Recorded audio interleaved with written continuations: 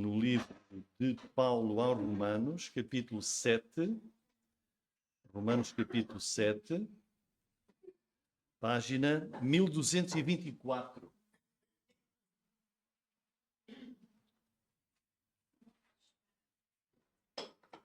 Romanos, capítulo 7, e o tema é Mortos para a Lei.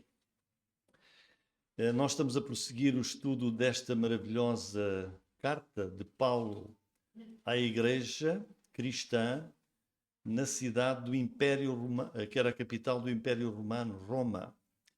E agora nós chegamos a um novo desenvolvimento no pensamento bíblico de Paulo. Se os irmãos se lembram, Paulo começa lá no capítulo 1, começa a falar, a ensinar sobre o pecado do homem, depois apresenta a única salvação de Deus, temos visto isso, e agora Paulo vai trazer um terceiro pensamento, uma terceira lição, que é sobre a santidade do crente. E ele começou a ensinar a santidade, a vida santa, que o crente deve ter, lá no capítulo 6, e vai concluir esse tema aqui no capítulo 7.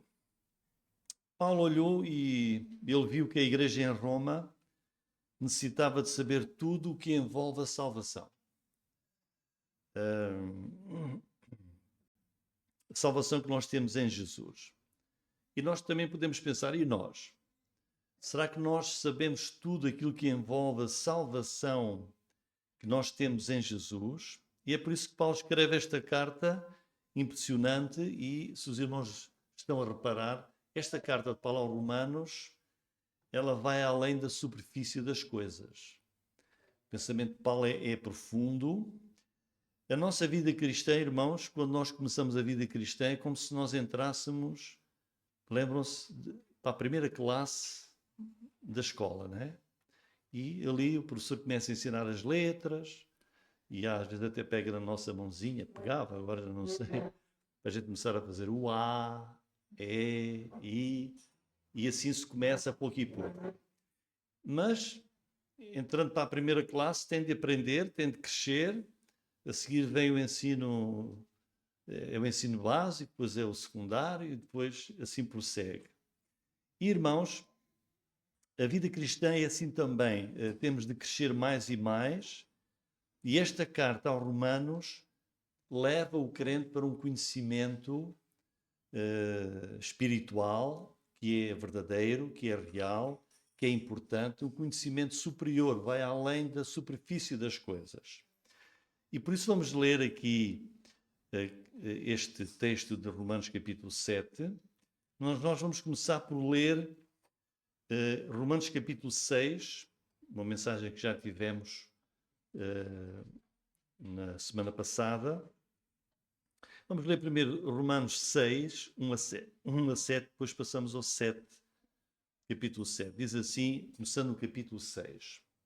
Que diremos, pois, irmão? Que diremos, pois? Permaneceremos no pecado para que a graça abunde? Então, Paulo está a escrever para crentes, não é? Vamos continuar a ter pecado, a viver em pecado da nossa vida? Resposta: de modo nenhum. Nós que estamos mortos para o pecado, como viveremos ainda nele? Ou não sabeis que todos quantos fomos batizados em Jesus Cristo, fomos batizados na sua morte? De sorte que fomos sepultados com ele pelo batismo na morte, para que, como Cristo foi ressuscitado entre os mortos, pela glória do Pai, assim andemos nós também em novidade de vida. Porque se fomos plantados juntamente com ele na semelhança da sua morte, também o seremos na da sua ressurreição. Sabendo isto, que o nosso homem velho foi com ele crucificado, para que o corpo do pecado seja desfeito. Olhem, para que não sirvamos mais ao pecado. Porque aquele que está morto está justificado do pecado.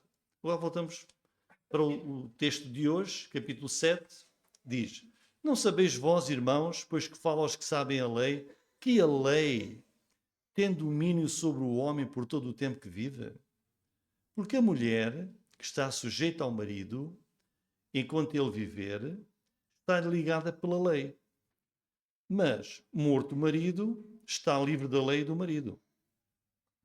De sorte que, vivendo o marido, será chamada adúltera se for de outro homem. Mas, morto o marido, livre está da lei. E assim não será adúltera se for de outro marido. Assim, meus irmãos, também vós estáis mortos para a lei, pelo corpo de Cristo, para que sejais de outro, daquele que ressuscitou dentre os mortos, a fim de que demos fruto para Deus. Porque quando estávamos na carne, as paixões dos pecados que são pela lei operavam em nossos membros para darem fruto para a morte. Mas agora, tendo sido libertados da lei, tendo morrido para aquilo em que estávamos retidos, para que sirvamos a novidade de vida, a novidade de espírito e não na velhice da letra. Muito bem. Parece difícil, mas vamos aprender com Paulo. Aqui vou começar com uma pergunta, irmãos. Aquilo que nós acabamos de ler, pode-se dizer, olha, isto é o que acontece na minha vida. Está aqui, capítulo 6, capítulo 7, descreve-me a mim como crente. Eu como crente sou assim. Outra pergunta, os irmãos sabiam disto que Paulo aqui ensina nestes capítulos 6 e 7? E o que é que eu quero dizer com isto? Vejam o que ele dizia no versículo 1, não sabeis vós, está a dizer, Rui, tu és crente, tu sabes estas coisas? Irmão, tu sabes que por seres crente não és mais escravo dominado pelo pecado? Que és, como crente, és visto por seres uma pessoa que tem uma nova vida. Nova vida. Sabes que o pecado perdeu o domínio que ele tinha antes de seres crente, ele perdeu esse domínio sobre a tua vida. Sabes que como crente estás liberto do poder do pecado, que agora não ages mais apenas na carnalidade. E aquelas paixões pecaminosas que nos dominavam antes de sermos crentes, já não te dominam. Pelo contrário, agora aquilo que é produzido na tua vida é o fruto para a vida e não o fruto da morte. Quer dizer, morreste para o pecado, morreste para a paixão e para a luxúria das coisas do pecado e do mundo, que te prendiam. Era como uma espécie de escravidão, mas que, quando nos tornamos crentes, essa escravidão terminou, foi quebrada. Quer dizer, o crente morreu para o pecado, morreu para o mundo e ressuscitou agora para ter um novo mestre. E esse novo mestre é a pessoa de Jesus Cristo. Então o crente agora sabe que é um escravo, não do pecado, não das coisas do mundo, mas é um escravo de Cristo. E tem a capacidade, pelo poder de Cristo, pelo poder do Espírito Santo, para ter um novo estilo de vida por causa do Espírito de Deus que habita em nós. Como crente, nós possuímos a vida eterna, é verdade, mas temos muito mais que a vida eterna. Porque agora, enquanto vivemos cá no mundo, em vez de nós produzirmos, como diz aqui, frutos para a morte, frutos que levam à condenação de Deus, agora vamos produzir frutos para Deus. É por isso que esta pergunta é importante, irmãos, que Paulo aqui nos mostra. Será que isto que nós acabamos de ler nos descreve a nós como crentes? Somos assim? Será que podemos claramente ver que esta é a nova vida, a nova imagem que pode ser vista em mim. Irmãos, isso é verdade se tu creste em Jesus Cristo e, por causa da tua fé, Deus já te justificou, declarou-te justo e és um filho de Deus. Irmãos, o que acontece é que, agarrado a tudo isso, também vem a santificação. Nós somos salvos por Jesus para a vida eterna, mas antes de chegarmos lá à eternidade, Paulo está aqui a descrever aquilo que nós somos enquanto vivemos aqui neste mundo. Por causa da nossa fé em Jesus Cristo, então Deus, aquele que se converte, Deus diz que ele é justo, os seus pecados estão perdoados, ele está salvo. Deus atribui ao crente a justiça de Jesus, que deu a sua vida por nós e foi santo e perfeito. Deus creditou naquele que é crente, Deus deu-lhe o crédito da pessoa de Jesus Cristo. Por isso, irmãos, o crente tem duas coisas que são inseparáveis. Tem a salvação eterna, mas tem também, enquanto vive cá, uma vida de santidade. E essas duas coisas são inseparáveis. Deus salva-nos, Deus justifica-nos, declara-nos justos para nós vivermos uma vida santa. Vamos ver, irmãos, alguns versículos que nos mostram isso. Por exemplo, em Romanos capítulo 5, versículo 19, diz assim: porque, como pela desobediência de um só homem, foi Adão, muitos foram feitos pecadores, assim pela obediência de um, que foi Jesus, muitos são feitos justos. O crente é uma pessoa justa que tem de viver uma vida santa enquanto está cá. Ou o capítulo 6, versículo 11, diz assim: assim também vós, crentes, nós que somos crentes, o que é que Deus pede? Considerai-vos certamente mortos para o pecado, mas vivos para Deus em Cristo Jesus, nosso Senhor. Nós temos de nos considerar mortos, quer dizer, o pecado não tem mais poder sobre nós. Ou veja o versículo 17. Mas graças a Deus que, tendo sido, nós fomos, antes de sermos crentes, servos do pecado, o que é que aconteceu? Obedecestes de coração à forma de doutrina que fostes entregues. Ou o versículo 19. Fala como homem, pela fraqueza da vossa carne.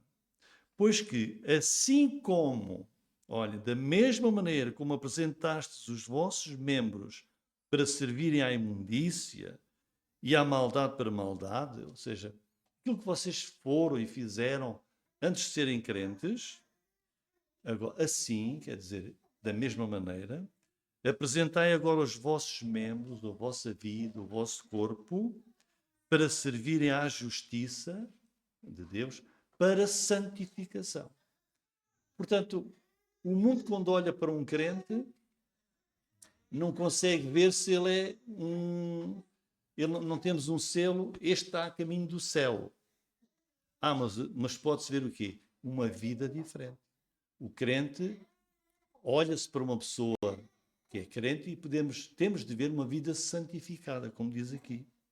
Apresentai os vossos membros para uma vida de santificação. Irmãos, e tudo isto não é, como se costuma dizer, não é letra. No passado fomos assim, mas já não somos assim. Nós morremos para o pecado. Vejam Romanos capítulo 6, versículo 13. Nem tampouco, olhem, isto é o testemunho do crente, a cada dia, a cada hora, nem tampouco apresenteis os vossos membros, o nosso corpo, a nossa vida, aqui, ao pecado, por instrumentos de iniquidade. Então o que é o testemunho do crente? Apresentai-vos a quem? A Deus. Como vivos dentre os mortos. Nós somos, como Jesus disse, és luz no meio do mundo de trevas. És sal no meio de um mundo a apodrecer no pecado. Vivos dentre os mortos. os vossos membros a Deus como instrumentos de justiça. Usamos tudo o que é o nosso corpo, a nossa vida, tudo o que falamos, o que dizemos, o que somos, instrumentos de justiça para Deus. O que é que Paulo ensinou até aqui, até o capítulo 7? Uma coisa muito importante, irmãos. Geralmente nós só pensamos, eu sou crente em Jesus e Jesus salvou-me para a vida eterna. E é verdade. Mas é mais do que isso, irmãos. Jesus não salvou apenas o crente, aquele que é crente, da condenação do pecado, quando ele deu sua vida na cruz. Jesus não morreu só para isso, irmãos. Ele também nos salvou do poder, da força, do domínio do pecado na nossa vida. Vão ver, irmãos? Jesus salvou-nos para a eternidade, mas também nos salvou do poder do pecado do mundo que exerce esse domínio sobre nós. Bom, o que ele diz aqui, considerai-vos mortos para o pecado. Conforme nós lemos há pouco, o capítulo 6, versículo 2, nós estamos mortos para o pecado. Bom, mas aqui vou fazer uma pergunta. Mas quando é que eu morri para o pecado? Eu estou vivo. E os irmãos todos aqui estamos vivos, não é? Mas a Bíblia diz que nós morremos para o pecado. Irmãos, então quando é que eu morri para o pecado? E a resposta é, o que Paulo está aqui a ensinar, nestes dois capítulos 6 e 7. Está a ensinar, a trazer esta revelação, que quando uma pessoa põe a sua fé em Jesus, quando uma pessoa se converte, deposita a sua fé em Jesus Cristo, essa pessoa une-se a Jesus. Essa pessoa funde-se a Jesus, fica imerso de Jesus. E ocorre no crente a mesma coisa que ocorreu com Jesus Cristo. Jesus morreu e ressuscitou. E quando alguém crê em Jesus, então essa pessoa morre para o pecado e ressuscita para uma nova vida, que é esta vida de santidade. E Jesus dá-nos esse poder. Esta é a realidade que Paulo aqui está a revelar nestes dois capítulos que parecem difíceis. Quando depositamos a nossa fé em Jesus Cristo, ele diz aqui, se os irmãos estiveram a ver com atenção, lá o versículo 4 do capítulo, o versículo 3 do capítulo 6, 3 e 4. Não sabeis que todos quantos fomos batizados em Jesus Cristo, fomos batizados na sua morte? Versículo 4. De sorte que fomos sepultados com ele pelo batismo na morte. Isto é difícil de perceber. Este batismo que Paulo está aqui a falar não é o batismo da água. Nós lemos e pensamos, foi quando eu fui batizado na água. Não, não. Paulo não está a falar do batismo na água. Está a falar da nossa união a Jesus quando cremos nele. Fomos imersos de Jesus. E então, estamos de tal maneira unidos a Jesus, foi isso que Jesus fez na cruz. Em que a morte de Jesus é a minha morte para o pecado. A ressurreição de Jesus é, eu morri e eis que estou novo, tenho uma nova vida. Ressuscitei espiritualmente, não é? Porque ainda estou vivo, para uma nova vida. Entendem? Foi aí que eu morri para o pecado, como diz aqui a palavra do Senhor. Então, qual é a realidade que Paulo aqui nos quer ensinar? Nós ficamos tão unidos a Jesus, tão imersos em Jesus, que morremos com Ele, numa verdadeira morte, mas em sentido espiritual, e ressuscitamos para uma nova vida de santidade. Quando nós queremos a Jesus, quando nós nos entregamos a Ele. É por isso que agora, o que é que o crente já tem a capacidade de fazer? Quando o pecado vem, quando a tentação vem, agora temos esse poder, uma vez que estamos unidos a Jesus, de dizer não.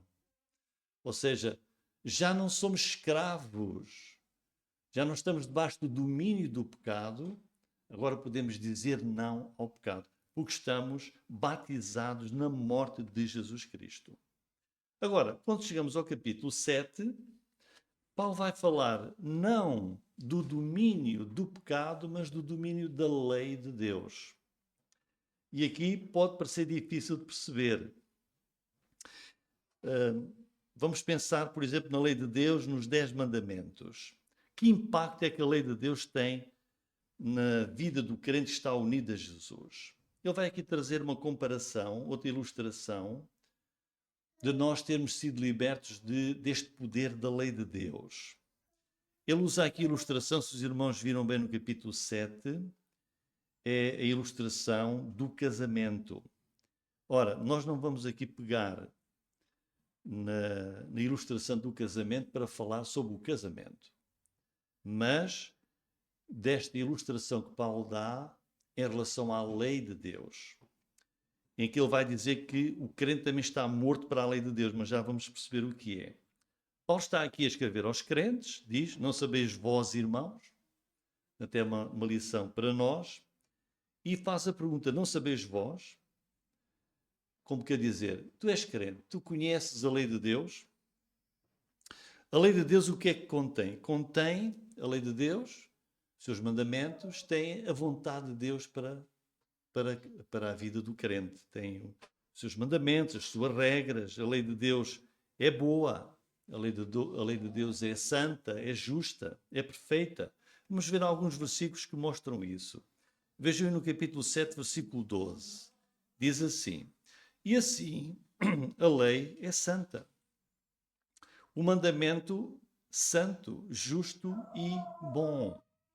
Mas vejam o que é que nós podemos saber mais sobre a lei de Deus, os mandamentos de Deus no Salmo, o Salmo 19, versículo 7. Diz assim, a lei do Senhor é perfeita. Os mandamentos de Deus é perfeita, refrigera a alma. O testemunho do Senhor, que é outra palavra para a lei dele, é fiel, dá sabedoria aos simples. Os preceitos do Senhor são retos, alegram o coração. O mandamento do Senhor é puro, ilumina os olhos. O temor do Senhor é limpo, permanece eternamente. Os juízos do Senhor são verdadeiros e justos juntamente. Mais desejáveis são do que o ouro, sim, do que muito ouro fino, mais doces do que o mel e o licor dos favos. Então a lei de Deus é boa. Vejam também Salmo 119, todo o capítulo, daqueles 150 170 e tal versículos, mas vamos ver aqui o Salmo 119, versículo 18. Diz, abre-te os meus olhos para que eu veja as maravilhas da tua lei. Então a lei de Deus é maravilhosa, é perfeita e é necessária. É santa, é justa, é boa, é respeitável. Mas agora, voltando para o capítulo 3 de Romanos, Paulo diz aqui algo mais sobre esta lei de Deus e devemos ter atenção. O que é que diz? Ora, nós sabemos que tudo o que a lei diz, aos que estão debaixo da lei o diz, para que toda a boca esteja fechada, todo o mundo seja condenável diante de Deus. Por isso, nenhuma carne será justificada diante dele pelas obras da lei, porque pela lei vem o conhecimento do pecado. Então vejam o que Paulo está aqui a dizer. Tudo o que a lei diz, tudo aquilo que a lei de Deus revela, vai fazer o quê? Vejam aí, toda a boca esteja fechada e todo o mundo é condenado diante de Deus. Nenhuma pessoa vai ser justificada perante Deus. Deus não vai salvar ninguém, não vai declarar ninguém salvo por causa das obras da lei, porque pela lei vem o conhecimento do pecado. Então, irmãos, a lei é boa, a lei de Deus é santa, a lei de Deus é justa, a lei reflete o coração de Deus, mas depois chegamos aqui e a palavra de Deus também diz que em nenhum momento, em nenhuma ocasião, nenhuma circunstância da nossa vida, alguém será salvo por causa de obedecer à lei de Deus. Porquê, irmãos? Porque Deus exige a perfeição. Deus é santo. E Deus tem a sua lei e Deus exige o cumprimento total e fiel da sua lei. E a lei de Deus diz que se nós falharmos, nós somos culpados e nós somos condenados. Quer dizer, a lei de Deus dá ordens, dá mandamentos, mas não nos dá nenhum poder, nenhuma força para nós não fazermos aquilo que Deus quer que nós não façamos. A lei é boa, irmãos, mas o pecado é mostrado também através da lei de Deus. Vejam Romanos capítulo 7, versículo 7. Diz assim: que diremos, pois? É a lei pecado? De modo nenhum, não é. Mas eu não conheci o pecado senão pela lei. Porque eu não conheceria a concupiscência, ou o desejo, ou a carnalidade, se a lei não dissesse cobiçarás. Está a dizer, olha, antes de haver lei, eu não sabia o que era cobiça. Mas quando Deus deu a sua lei e disse, não cobiçarás, então eu fiquei a conhecer esse pecado. Este e todos os outros que a lei de Deus revela. Então, a lei de Deus, os mandamentos de Deus, o que é que podem fazer por nós? Irmãos, ninguém vai poder ser salvo por ser obediente à lei de Deus. Porquê? Porque ninguém consegue obedecer à lei de Deus perfeitamente e Deus exige a perfeição. O que é que faz então a lei de Deus? A lei de Deus condena-nos. Vamos ver Deuteronômio capítulo 28, versículo 15. Veja o que é que... A lei de Deus é boa, é perfeita, os mandamentos de Deus são santos, são justos e nós devemos obedecer esses mandamentos, mas Deus mostra-nos que nós nunca conseguiremos obedecer perfeitamente. Olha o que é que Deus diz a Moisés e à nação em Deuteronômio 28, 15. Será, porém, que se não deres ouvidos à voz do Senhor teu Deus, para não cuidares em cumprir todos, olha o que Deus pede, cumprires todos os seus mandamentos. Nós não podemos dizer, ó Deus, olha, eu mentir, esse mandamento que tinha de mentir era muito difícil para mim. E eu, de vez em quando, mentia. Já o outro mandamento de não roubar, eu aí isso era fácil para mim. Por isso, ó Deus, olha para mim e na tua bondade, desculpa lá as minhas mentiras, mas olha para aquilo que eu tinha mais capacidade em fazer. Não, irmãos. Deus diz que nós temos de obedecer. Se alguém quiser ser salvo por obras, por obedecer à lei de Deus, nunca conseguirá. Porque diz aqui, não cuidares em cumprir todos os seus mandamentos, todos, centenas, e os seus estatutos, que hoje te ordeno, qual é a consequência? Então virão sobre ti todas estas maldições e te alcançarão. E o apóstolo Paulo chega, quando ele escreve a carta aos Gálatas, capítulo 3, versículo 10, vai, na sua lição, vai usar este versículo, vai dizer assim, Gálatas 3:10. Todos aqueles que, está a dizer, todas aquelas pessoas que são pelas obras da lei, estão debaixo da maldição de Deus. De Deus fui eu que acrescentei. Porque está escrito, o que é que Deus diz?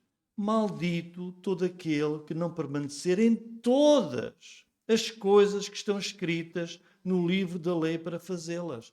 Ou seja, Deus dá a sua lei, as suas leis, e diz, então, não é possível, o homem nunca vai conseguir cumprir todos os preceitos, todos os mandamentos, todas as leis, como Deus exige.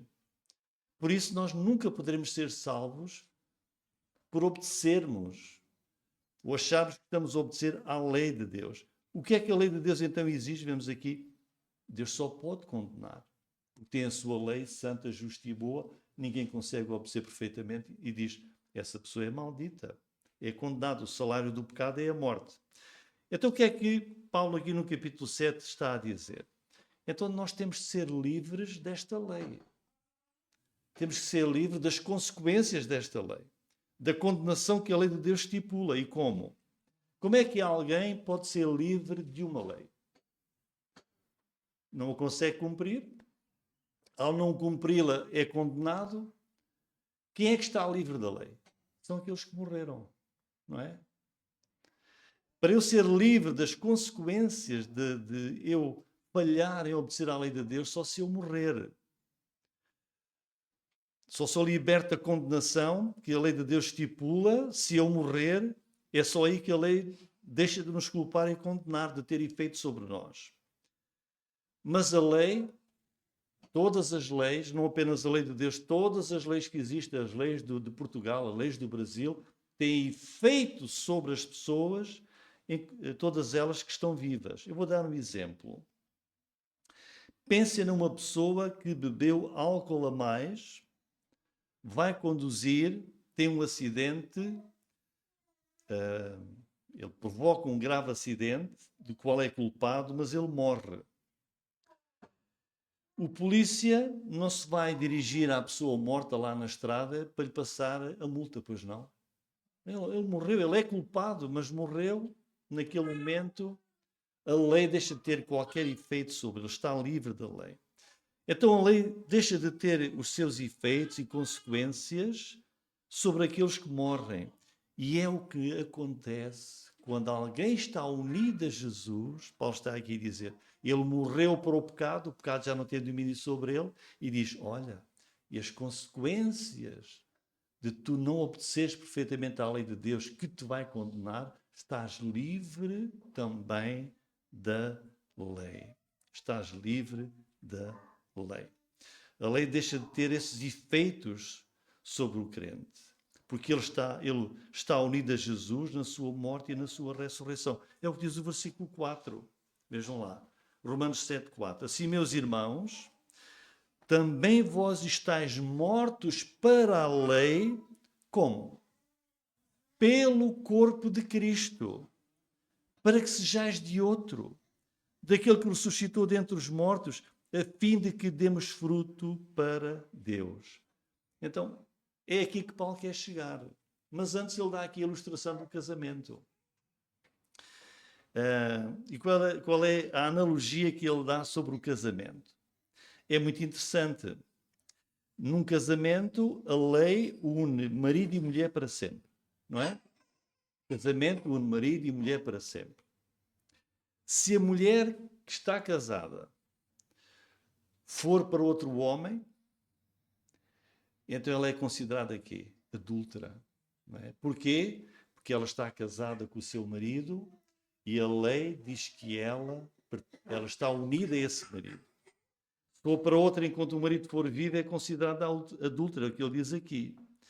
A mulher que está sujeita ao marido enquanto ele viver está ligada pela lei. A lei assim o determina. Mas morto o marido, está livre da lei do marido. Mas o marido morre, então ela agora já está livre. Livre para quê? Se quiser pode casar com outro. Mas se o marido for vivo e ela for para outro homem, a lei diz que ela é adúltera. O marido morreu, está livre da lei do marido. Pode ir para outro e já não é culpada. É a ilustração que Paulo está aqui a dizer. Irmãos, a lei de Deus, que é boa, que é santa, que é perfeita, que é justa, à qual nós devemos obedecer, não é? Mas a lei de Deus diz, não obedecendo a toda a minha lei, tu estás debaixo da condenação e da maldição dessa lei. Então, como é que eu vou ficar livre disso? Se morreres. Sim, mas eu, para viver num mundo para Deus, não posso morrer fisicamente. Então, o que é que faz? Então eu vou Deus vai usar a morte de Jesus, e eu que sou crente estou unido a Ele, então eu estou morto para o pecado, capítulo 6, e estou morto para as consequências da lei de Deus. Não estou mais debaixo da lei, estou debaixo da graça. Estou debaixo da graça de Jesus. É essa a aplicação. Vejam, versículo 4 deu a ilustração. A mulher morreu, o marido está livre. Assim, meus irmãos, versículo 4, também vós estáis mortos para a lei. Como? Pelo corpo de Cristo. Não é? Deus usa a morte de Jesus, aplica àquele que crê para nos considerar mortos para as consequências de falharmos em obedecer à sua lei. Romanos capítulo 3, capítulo 6, versículo 3. Não sabeis, vejam, todos quantos fomos batizados em Jesus Cristo, ou seja, aqueles que estão imersos em Jesus, fomos batizados na sua morte, estamos unidos a Jesus na sua morte. Quer dizer, a morte de Cristo foi há 2000 anos, irmãos, lá no Calvário. Mas quando hoje, 2000 anos depois, alguém crê em Jesus, une-se a Jesus, funde-se em Jesus, está imerso de Cristo, morre com Cristo, ressuscita para uma nova vida, livre de todas as consequências da condenação do pecado e da condenação da lei de Deus. É disto que Paulo está aqui a falar. Jesus cumpriu toda a lei por nós, então agora já não temos o primeiro marido. O nosso primeiro marido, antes de sermos crentes, é o mundo, é o pecado, com todas as suas consequências. Mas quando eu creio em Jesus, esse primeiro marido, esse primeiro escravo, morreu. Para eu ser de outro, como diz aqui, olha, vejam a expressão tão linda, no versículo 4, para que sejais de outro. Agora somos de outra pessoa, temos outro Senhor. Agora somos escravos de outro, não do pecado, mas sim do Senhor Jesus Cristo. Para quê? Qual é a finalidade? Fim do versículo 4. Estamos unidos a Jesus. Vejam, na sua morte, Ele que ressuscitou, e por isso nós temos nova vida, a fim de que demos fruto para Deus. És crente, estás unido a Jesus para dares fruto, não fruto do pecado, não o fruto das coisas do mundo, mas fruto para Deus. E o versículo 5, Paulo vai buscar aqui um retrato daquilo que nós éramos antes de sermos crentes. Olha, vejam lá. Porque quando estávamos na carne, antes de seres crente, estavas na carnalidade, as paixões dos pecados, lembram-se? O mundo com as suas atrações, as paixões do pecado que são pela lei, operavam, né, trabalhavam nos nossos membros para darem fruto para a morte. E essa é a vida de alguém que não tem Cristo. Facilidade, ama o mundo, as paixões da carne, as paixões do mundo. E o fruto dá fruto, não é? Mas é um fruto que leva à morte.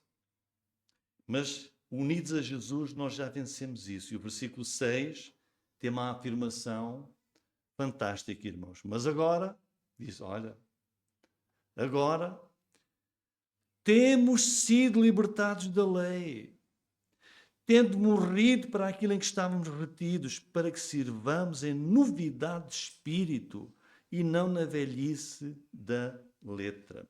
Palavras grandiosas, irmãos, trazem esta nova realidade, esta grande afirmação. Fomos libertados do poder do pecado, libertados da condenação que a lei de Deus traz, desse poder, e já não pesa sobre nós essa condenação.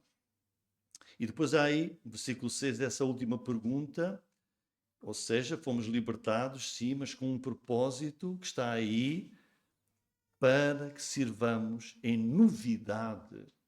Crente é conhecido, é marcado, é visto como aquele que tem uma vida de santidade. Nova vida, não na velhice da letra. Irmãos, em conclusão, qual é a utilidade prática de tudo isto?